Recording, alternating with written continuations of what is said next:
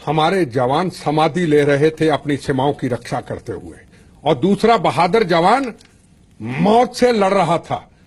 पठानकोट की घटना, दीनानगर की घटना, इनको याद नहीं 26/11 की घटना, इनको याद नहीं पार्लियामेंट का हमला।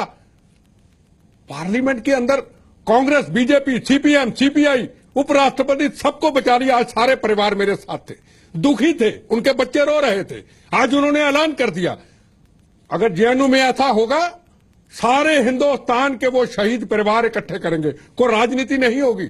जिन जवानों के सिर कट के उनकी पत्नियां, उनके बच्चे होंगे, रोते हुए वहां पे बैठेंगे कि यहां से जो जो देशद्रोही है, जिसने अफजल के नारे लगाने हैं, पाकिस्तान जिंदाबाद के नारे लगाने हैं, सैयद के साथ चलना है, कश्मीर की आजादी की बात करनी है, उनको निकालो यहां से।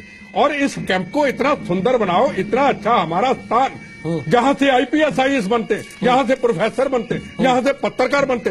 अगर ऐसे नौजवान निकल के आईपीएस आईएएस फौज में जाएंगे तो क्या अपने देश की सुरक्षा होगी? ये मेरा सवाल है। रीता बहुगुणा जी मेरी बहन है, मैं कांग्रेस छोड़ी नहीं, पर मेरी कांग्रेस से विचारधारा कई बातों पे बिल्कुल अलग हो जाती है। मैंने अपना पॉलिटिकल नुकसान कराया, मुझे उसका फिक्र नहीं, पर भारत माता की शान के खिलाफ कोई यहाँ चाहे मैं परवाह नहीं करता। मैं रीता बहुगुणा जी अपनी बहन को कहना चाहता हूँ, बहन जी जो आपने एक बात गलत कह दी कि देशद्रोही का मुकदमा गलत चला है, ये आपको नहीं कहना चाहिए था। हम कांग्रेस को क्या जरूरत है? ये देश के गद्दार, ये देश के खिलाफ नारे लगाने वाले, ये पाकिस्तान जिंदाबाद के नारे लगाने वाले जो हमारे जवानों को रोज कत्लेआम करते हैं, आज उनकी बहनें आज सुहाग उजड़े हुए रोते हैं, उनके बच्चे रोते हैं जब हमको वहां पे नेताओं को देखते हैं और जब ये नारे सुनते हैं। देशद्रोही है तो है, अपनी पार्टी में हो, बाहर हो, कहीं हो, हमें ये वकालत किसी को नहीं करनी चाहिए। हम अरे 50 लड़के होंगे ये देश विरोधी, 70 होंगे, अरे 70 लड़कों में वही जो पकड़े लड़के वही बीच में थे, वही नारे लग रहे थे कश्मीर को आजाद कराने की बात, और केरला को और बंगाल को कल को कहेंगे पंजाब में खालिस्तान भी हम बनाएंगे। इनकी ऐसी की तैसी, इनकी इतनी हिम्मत, जिनका फर्ज चाहिए था। कौन नारे लगाने वाले गले से पकड़ते और पुलिस के करते ले जाकर सच्चे देशभक्त होते। मैं फिर कहूं सारी राजनीतिक पॉलिटिकल पार्टियों को इनकी वकालत ना करें, नहीं तो आने वाले वक्त के अंदर देश का इतनी बर्बादी होगी, हम इसको बचा नहीं पाएंगे। कोई भी पॉलिटिकल पार्टी हो कि जो इतना बड़ा कैंप्स है, वहां पहले भी ये सवाल था, आज भी ये सवाल है। अब ये कहेंगे हमें पता ही नहीं, तो फिर यहां क्या करने आए हैं? ये 2 लड़कों के सामने फोटो दिखा रहे, कौन या कौन को नहीं जानते? ये तो कह रहे हैं मैं नहीं जानता कौन है। आपके सामने उन्होंने कहा कि मैं नहीं जानता। नहीं जानते तो फिर इनको क्यों बिठा रखा है? उमर खालिद कौन है मैं नहीं जानता।